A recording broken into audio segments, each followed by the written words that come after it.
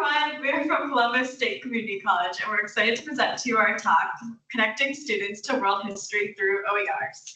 My name is Christianna and I am the Instructor of History in the Humanities Department at Columbus State. I co-authored the Non-Western World History OER alongside my colleague Jennifer Nardo. We were tasked with creating an OER course pack that would replace our existing textbooks, which were both limited in scope and very expensive. My name is Mira and I'm the OER librarian at Columbus State. I was brought into this project to help look for sources, and in the process, we discovered unexpected challenges. We're excited to share our solutions with you today. First, we want to start with some of the context around our project. Our institution is a community college that offers primarily two-year associate's degrees. In spring 2025, there were 27,090 students enrolled at the college, and 7,780 of those students are college credit plus, meaning that they take classes at Columbus State while still enrolled in high school. Approximately 60% of the spring semester students are non-white Hispanic, indicating the diverse demographics of our college. We have an open text program at the college where faculty members are provided reassigned time to create OERs. Faculty can apply for 1 semester of reassigned time to adopt an open textbook, which requires little modification, but will require the creation of ancillary course materials.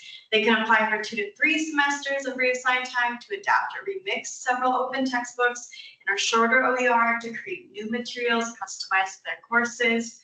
And finally, if no existing OER can be identified, they can apply for 3 to 4 semesters of reassigned time to create an entirely new open textbook material. OER creation is particularly pertinent as Ohio has been working to create specific regulations around textbook costs for high school CCP students, which, if you remember from our demographic information, we do have a lot of. OERs also benefit our students by providing them with customized course content and decreasing their financial burdens. In a recent survey conducted by the Textbook Affordability Group on our campus, student commenters indicated that they skip out of the grocery store so that they can afford books, and that the cost of textbooks has made it so they are unable to take a full course load and delayed their graduation. The financial burdens that OERs mitigate allow students to focus their spending on meeting their basic needs and enrolling in more courses to graduate quicker. In the 2022-2023 academic year, students saved $832,673.93 from having OERs in their courses, and 21,284 students were impacted by OERs in the classroom. OER also allows for the benefit of customized course material, which is really showcased through the work done by Christianna and Jennifer in their creation of a non-Western OER text. They merged and added to existing materials to make a customized course text, and all of the course materials are relevant to the course and their students, rather than them having to pick and choose from an existing traditional course text that might be costly and might only have some parts that are relevant. The history department decided to create an OER on non-Western civilizations. This course is a 2-part survey of non-Western civilizations to 1500 and since 1500. It serves as an introduction to the study of history and to the intellectual, social, and cultural values of the Far East, India, Middle East, Africa, and Latin America. This course combines the study of history, primary source documents, both written and visual, literature, religion and its influence, and philosophies that influence these societies. In this class, they view the course through the lens theme of the narrative of connections. It is not common to be able to learn about the history of the non-Western world without it having been contextualized through a Western lens.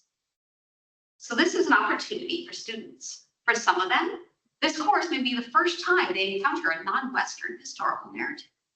Through learning this information, students will gain knowledge on this topic that will allow them to better understand the world around them.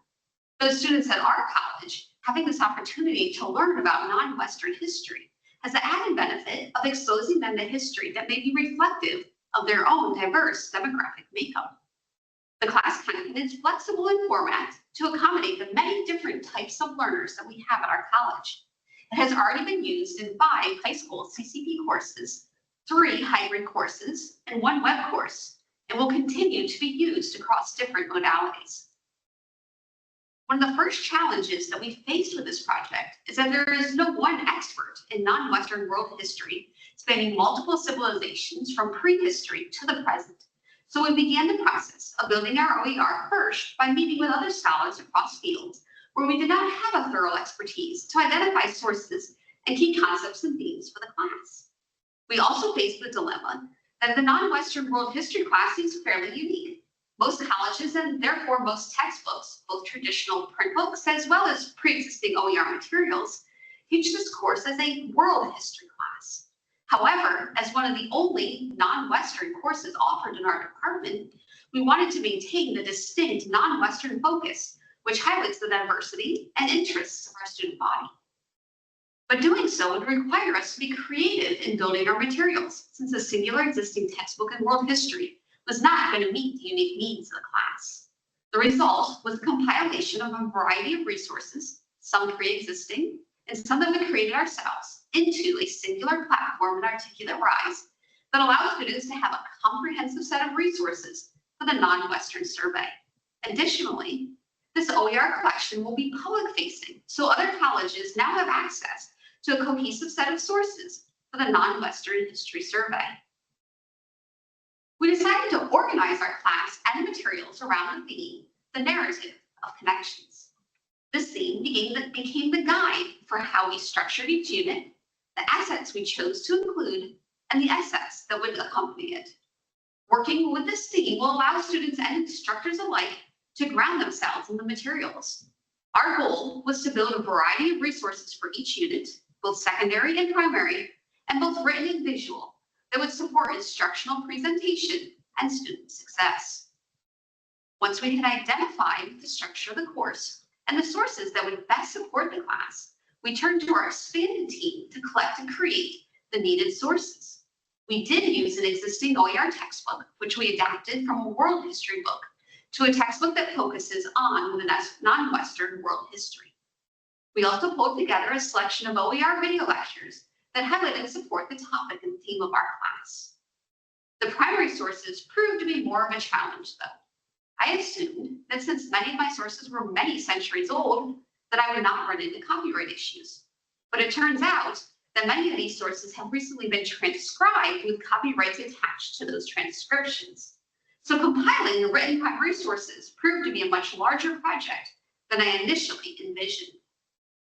Christianna and Jennifer reached out to me for assistance in determining whether the sources that they were interested in using could be found in an openly licensed or public domain version. They would send me a list of sources for each unit, and I would help them identify if the versions they were using for their courses could be used in the creation of the OER, and if not, we would try to locate a usable version.